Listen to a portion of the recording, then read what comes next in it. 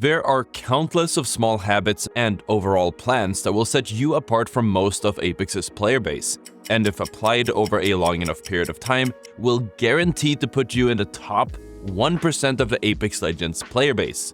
I mean, have you ever wondered how somebody can just pick up any video game and then immediately be good at it? Does that mean that they're just much better genetically, where they are just wired to be good at every single game they play? I mean, okay, in some cases there might be something there, and somebody might just be built different, but more realistically, they have found the right mindset.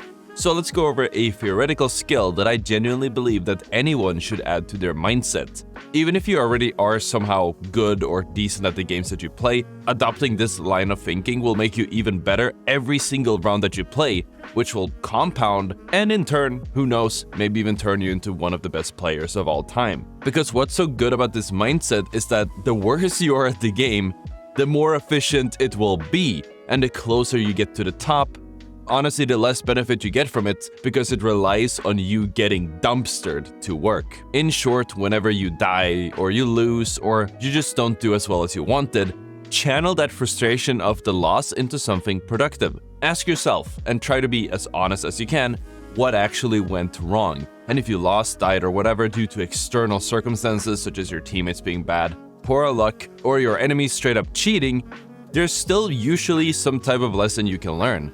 You can always acknowledge that you lost the game because of some external circumstance, but you never really played it perfectly. So try to sit with it for a second and try to figure out what you did wrong. Then try your hardest to learn from it and then never repeat it again. Some games, especially Apex, as I mentioned previously, have thousands of small lessons to learn, which is way more than I can ever put in a single video. And the only way to really learn what you shouldn't do is just by making that one mistake and then analyzing it so you'll never have to make that mistake again. And what's funny about that is that in competitive gaming, there is no such thing as a perfect player, a perfect team, or whatever. There will always be small kinks in the armor which can be punished. And while a certain part of something like esports, which is competitive gaming at its highest level, is about perfecting your craft and making as few mistakes as possible, it's equal parts spotting the enemy's mistakes and, more importantly, abusing their mistakes to end up getting the win.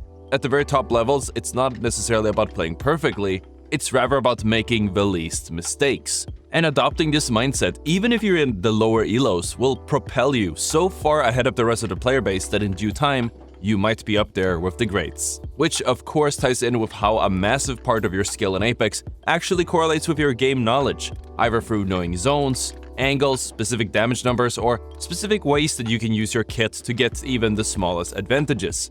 Having knowledge of all of these things, when combined, will also compound into knowing how to make the right decision at all times. And not only that, it will help you understand what enemies are doing, and in some cases even what they are planning on doing, which in turn will allow you to stay prepared and maybe even stop them from getting that cheeky angle, holding you out on that one rotation, or going for those high-risk, high-reward plays that rely on niche uses of their kit. Constantly keeping your game knowledge refreshed by reading the patch notes or watching, my videos as I cover them and share my thoughts about the changes. And of course, on top of that, consuming other types of tip content will ensure that your knowledge stays relevant through all versions of the game. Now, of course, you will benefit the most from actually using these features and testing them out in-game as well, and letting them become long-term knowledge that you can pull from at any point in time. I'd argue that having a good amount of Apex knowledge gives you a way bigger advantage than it might in other games, which is honestly kind of common for hero-style games, especially hero shooters, with so much depth and small details that you need to memorize. And while the first step can be just having the knowledge, the know-how is just as important. Another incredibly valuable skill, no matter whether you are on mouse and keyboard or on a controller, is honing your aim. Apex Legends is a shooter, and as such, obviously shooting will be extremely valuable. I oftentimes say that the better aim you have, the more situations you can get yourself out of. So making sure that your aim is on the very peak of its possible performance is key. As for mouse and keyboard users, I won't dive too deep into aim training in this video so we don't lose any controller viewers. But if you are interested in a good place to start, I recommend checking out my channel for many of the aim guides that I've made in the past. They will put you in the right direction. I recommend spending between 30 to 90 minutes a day, or at least before every gaming session, to ensure that you get the best progression every day. Anyways, controller users, and also mouse and keyboard users, I guess. Thank you for not clicking out. As I said, aim is incredibly important and is probably one of the most important skills that you can train. So how do you improve your aim for either inputs? Other than dedicated virtual training through aim trainers, the firing range serves as an amazing tool to keep your mechanics sharp for your gaming session.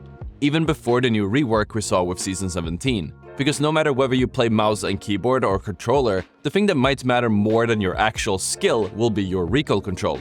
Regularly, ideally before your gaming session, going into the firing range and picking up either one weapon or maybe even all the weapons you normally use, and then practicing your recoil control over 50 meters, 100 meters, 200 meters, and 300 to the point where you can hit most of your shots will immediately translate into in-game results. There's not really any limit to how long you can spend in the range, and staying mindful while focusing on improving your recoil control will increase your accuracy probably tenfold. And while standing still will allow you to hit more shots, I definitely recommend trying to keep moving as you are shooting at the targets. This allows you to practice making yourself more difficult to hit in a real-time scenario, and if your flow and your timing is just right, actually makes the recoil control easier, as strafing and moving your aim at a certain speed actually minimizes recoil through something called recoil smoothing. The more you know. And of course, thanks to the sheer amount of options in the firing range, you can also practice other mechanics such as your movement skills, reload cancel timings, and of course, armor swaps, which is another very important skill you should know how to do efficiently by now. In order to practice a hot swap in the firing range, just go to one of the many diff boxes scattered around the range. You might notice that there isn't an armor in its typical slot, but that doesn't mean you're out of luck. You can still practice the muscle memory by opening a def box and then aiming for the center of the same row as the R31 and the Spitfire. Unless you're looting a ballistic who might have 3 guns, the enemy armor will always be positioned right there. After you've done all of these drills, if you have the time and patience, I always recommend playing the mixtape playlist as an addition to when you hit the range. No matter the LTM, mixtape puts you straight into the action and allows you to focus on practicing your mechanics, be it aim, recoil control, in-fight movement, or more. You can take this to the next level with a lot more randomness by going into the Battle Royale, dropping hot and trying to make the best of what you've got. Sure, you'll probably eat gravel tons of times, but as I mentioned previously, with painful mistakes comes powerful lessons. And if you find that figuring out your own mistakes is hard, I can of course always recommend trying to keep a recording going in the background as you play. Once you die and want to analyze what went wrong and how you can improve, you can pull up the recording and figure it out with all the facts laid out in front of you. Keep in mind that your first thought normally will be something like, oh, I could have hit more shots, which, I mean, yeah, that's usually true. But try to give it a few more rounds of thoughts to get past that. Ask yourself the 5 whys. Yeah, you could have hit more shots, but why did you miss? Okay, you missed because you were stressed out and uncomfortable in that situation. So why were you in that situation? Oh, you got into that situation because your positioning is bad. Why is your positioning bad? Oh, because you don't plan ahead? Okay, so then all you need to do is plan your positioning ahead of time from now on. And that's a lesson right there. Crazy how that works, isn't it? Also, you can also get a banger coach at Ottr, the coach that helps you out with this, but you know, do what you want. With that being said, what's also very useful is constantly putting yourself out of your comfort zone into what's difficult. Now, not so difficult where you can't succeed, but maybe in those situations where the odds are stacked against you to the point where you have to try really hard to win. Constantly pushing yourself to your limits will allow those limits to continue to rise up higher, but you will also find that things that normally would be considered challenging to you all of a sudden become pretty damn easy. A good example of this is trying out ranked instead of public matches, scrims instead of ranked, or just jumping into public matches as a no-fill. You can always start with no-fill duos, and if you find that you're doing just fine on your own, you can also up the ante by going into no-fill trios instead. And then if you ever want to feel how much you've improved, or you just want the training wheels back on, you can either go back to no-fill duos, or just turn the fill feature back on. You can also make things even easier for yourself by being in a full pre-made stack, but we're trying to get better at the game, not just get better short-term results. And no-fill removes a lot of excuses that you could have made about your teammates not picking up their own slack, and also requires you to do all of the work yourself. It really forces you into that self-improvement, individualistic mindset, and is something that I recommend everyone tries at least once. And successfully applying these habits will easily put you in the top 1% of players in no time. Now, obviously, the actual amount of time this will take completely varies per player, but these are all of the building blocks that you need to get to the top. I wish you luck, and of course, if you want to gather more Apex knowledge, check out the video on the screen. Thank you so much for watching, and I'll see you all tomorrow.